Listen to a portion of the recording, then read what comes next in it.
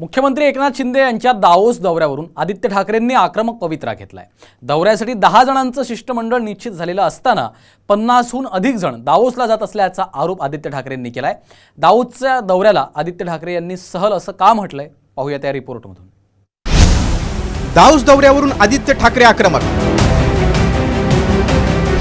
आधी 50 खोके, आता 50 लोक, शिंदेंवर घणाघात। संपूर्ण दौऱ्याचा हिशोब देणार सामंतांचा पलटवार। मुख्यमंत्री एकनाथ शिंदे यांच्या दावोस दौऱ्यावरून आता राजकारण तापलंय। आमदार आदित्य ठाकरे यांनी या दौऱ्यावरून मुख्यमंत्र्यांवर हल्लाबोल केलाय। शिंदेंच्या दौऱ्यात कामाची माणसं वगळता इतर लोकांचाच भरणा झाल्याचा आरोप आदित्य ठाकरेंनी केलाय। मुख्य गोष्ट हीच आहे, ते दलाल मित्र वगैरे ते सगळी कंपनी एक आहे।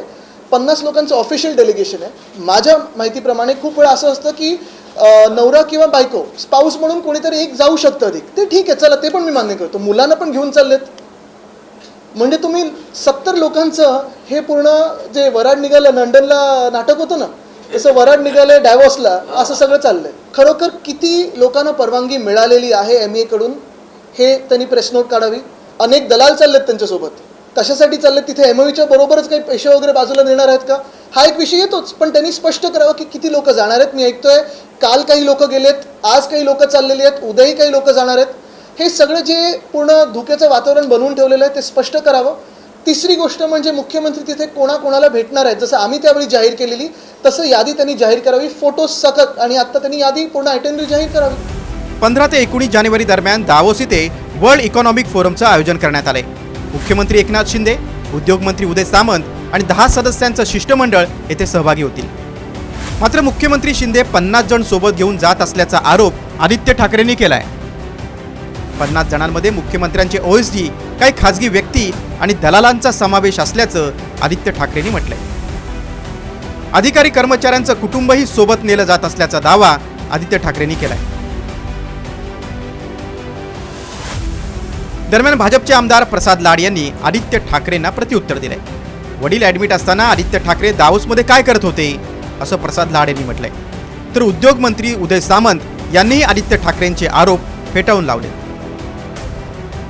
MIDCचं 14 लोकांचं शिष्टमंडळ आहे, MMRDAचं 5 लोकांचं शिष्टमंडळ आहे आणि बाकी लोक जी गेलेली आहेत। आजही जाहीरपणानं सांगतो की हा कार्यक्रम त्या ठिकाणी चांगलं व्हावा यासाठी 3 लोकांचं शिष्टमंडळ हे स्वतःच्या खर्चानं आजही तिथं गेलंय।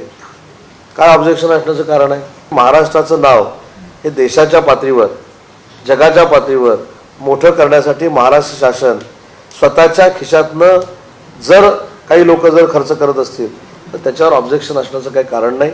मला असं वाटतं की आदित्य ठाकरेंनी जरासं मागे वळून 2020-21चा काळ देखील आठवला पाहिजे।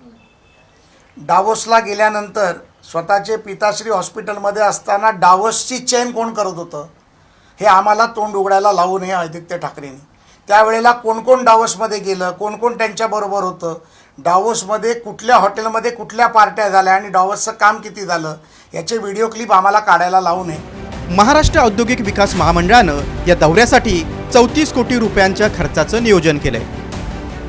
दावोस परिषदेमध्ये जागेचं आरक्षण, दालनाची उभारणी, शिष्टमंडळात सहभागी सदस्यांचा व्हिसा, विमान प्रवास, सदस्यांच्या निवासाची व्यवस्था, सदस्यांचा दावोसमधील प्रवास खर्च आणि सदस्यांची सुरक्षा यासाठी 34 कोटींच्या खर्चाचं नियोजन आहे। दरम्यान दावोस दौऱ्यासाठी इतकी गुंतवणूक करून महाराष्ट्रात उद्योग येणार की गुजरातला जाणार असा सवाल विरोधी पक्षनेते विजय वडेट्टीवार यांनी केलाय। महाराष्ट्र उद्ध्वस्त करण्याचं काम या निमित्ताने हे सरकार करू पाहत आहे। आम्हाला त्यांचा थेट प्रश्न आहे की 50 लोक आणि 34 कोटी रुपये खर्च करून तुम्ही महाराष्ट्राच्या भल्यासाठी गेलात की कुटुंबाच्या पर्यटनासाठी गेलात की गुजरातच्या गुंतवणुकीची वाढ होण्यासाठी गेलात, याचं उत्तर सरकारने जनतेला दिलं पाहिजे। सरकारच्या पैशाची उधळपट्टी, सरकारच्या तिजोरीची लूट या पद्धतीने सुरू आहे। दावोस दौऱ्यावरून पुन्हा एकदा राजकीय वातावरण तापलंय। उद्योग राज्याबाहेर जात असल्याची टीका होत असतानाच पुन्हा एकदा शिंदे सरकारला आदित्य ठाकरेंनी घेरलंय। त्यामुळे आता दावोस दौऱ्यातून महाराष्ट्राला काय मिळणार हे पाहणं महत्त्वाचं ठरणार आहे। ब्युरो रिपोर्ट, साम TV न्यूज।